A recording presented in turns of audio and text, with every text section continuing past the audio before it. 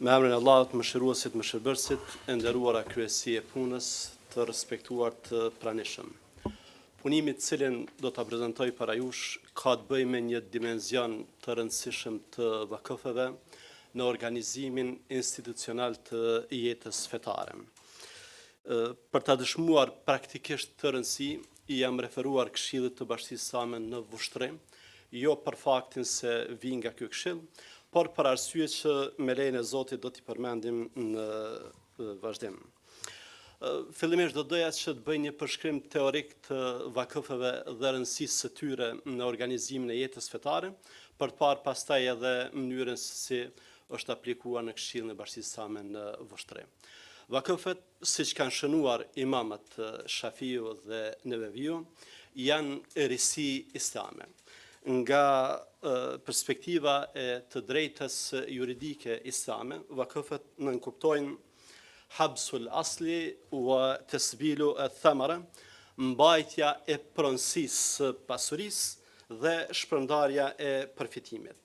Vakëfet janë një lloj i veçantë i lëmoshës që dallojnë për vazhdimsi dhe për hershmëri në kuptim të përfitimit prej tyre, për pavarësi pronësore, pasi që me rastin e lënjes pronësia kalon tek Zoti, dhe për gjithëpërfshirje, pasi që përfitohet prej tij si në aspektin e vakëf përfituesve, po kështu edhe në fushat në të cilat aplikohen vakëfet.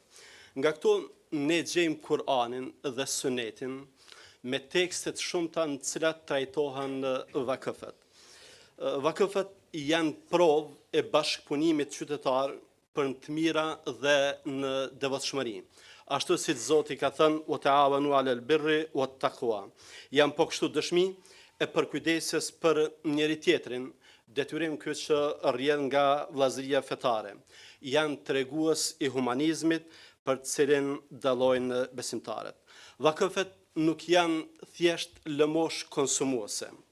Referuar hadithit në të cilin i dërguari i Allahut flet për veprat me shpërblim rrjedhës pas vdekjes, ku përmend përveç tjerash edhe lëmoshën rrjedhëse. Dietarët, siç ka shënuar Imam Neveviu në Minhaj, kanë konstatuar se vakëfi klasifikohet si lëmoshë rrjedhëse ose sadaka xharie.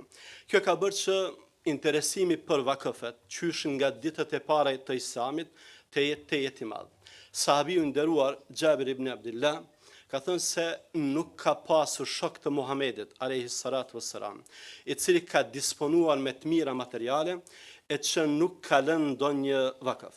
Ndërsa zonja doktoresha Afaf Nexhar, profesoresh në Universitetin e Azharit, në një punim që e ka për kitazi me vakëfet, ka bërë një përshkrim interesant sa i përket statistikave të vakëfeve të lëna në shekujt e parë të Islamit.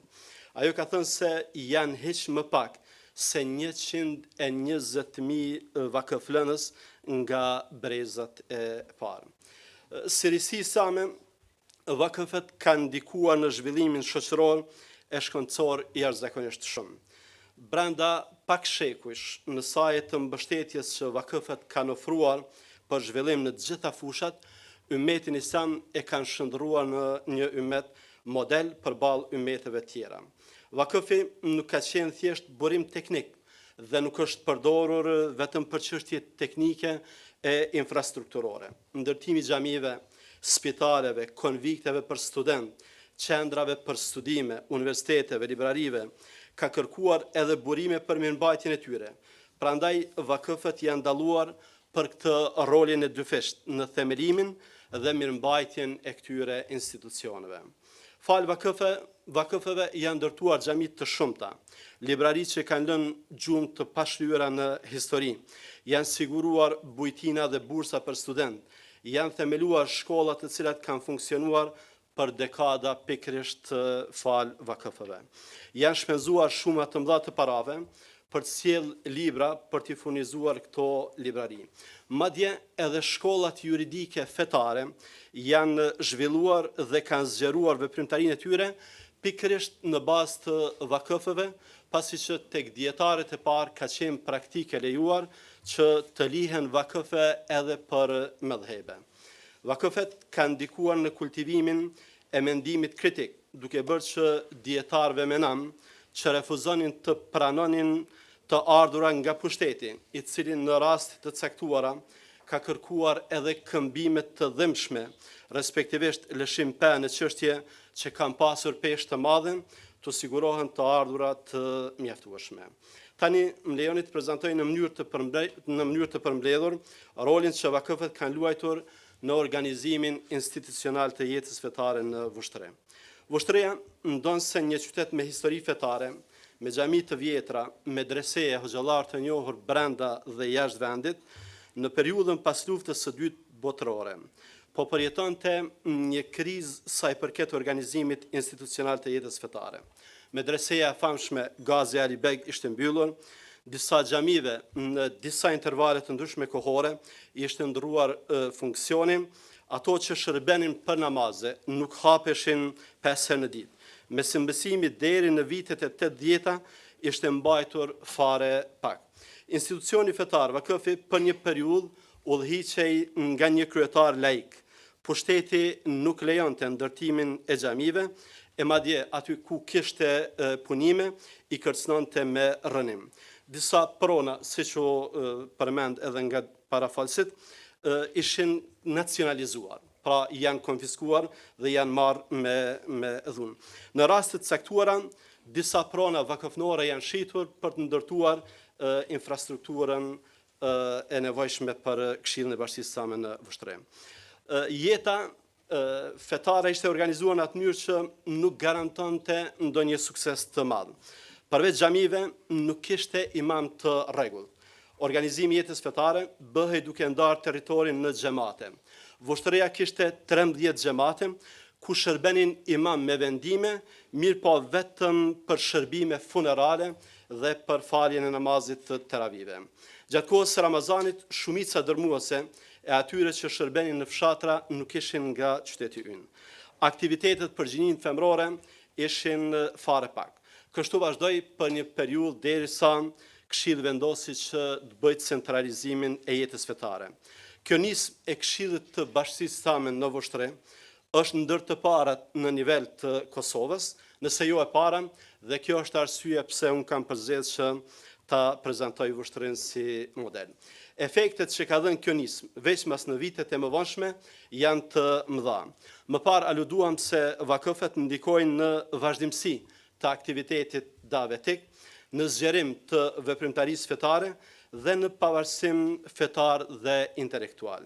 Këto 3 dimensione i gjejmë në periudhën kur kjo nismë është realizuar dhe është avancuar me të. Më qartë, të gjithë nëpunësit, pavarësisht se ku kanë shërbyer dhe ku shërbejnë, tani marrin pagë të njëjtë nga Këshilli. Më parë, imami në fshatra është paguar nga xhamati, nga antarësia, ndërsa tani merr pagë nga Këshilli. Nga 5 ose 6 nëpunës sa kishte në fillim të viteve të 80-ta, sot kemi 56 nëpunës që marrin pagë të rregullt. Këshilli ka rrjedzuar veprimtarinë fetare, duke ndërtuar xhami pothuajse në të gjitha fshatrat. Nga 3 xhami në qytet dhe 5 në fshatra, që kishte dikur, sot kemi 41 xhami. Në 31 prej cilave falen shumica e kohëve të namazit. Mësim besimi është masivizuar, duke i motivuar imamet me shpërblime shtesë. Madje viteve të fundit, gjatë muajve veror, ka dhe aktivitetet që mbahen veçmas për këtë, me këtë qëllim, siç ka qenë për shembull shkolla verore këtë vit, cilën e kanë ndjekur më shumë se 200 nxënës. Këshilli ka zgjeruar veprimtarinë fetare duke përfshirë në kuadër të nëpunësve të rregullt në fillim të viteve të 90-ta, për herë të parë mbase në krejt Kosovën një mualime të rregullt. Dhe sot fal punës që bën Departamenti i Gruas, ne kemi një sukses të jashtëzakonshëm në masivizimin e mësimbesimit fetar tek gjinia femërore. Në bazë të raportit të punës për vitin 2024, gjithsej 432 nxënëse dhe 239 gra i kanë ndjekur këto këto mësime tek mualimet. Pavarësia materiale sot, Këshilli si institucion e ka shndruar në institucion të respektuar, veprimtaria e cilit nuk varet nga pushtetet, ani pse janë ndërtuar raporte korrekte dhe të mira me të gjitha pushtetet lokale e qendrore. Veprimtaria fetare e Këshillit ka fituar zemrat e besimtarëve, duke bërë që pasuria e palojtshme, kryesisht parcela toksore, të lihen vakëf dhe jo vetëm nga burrat.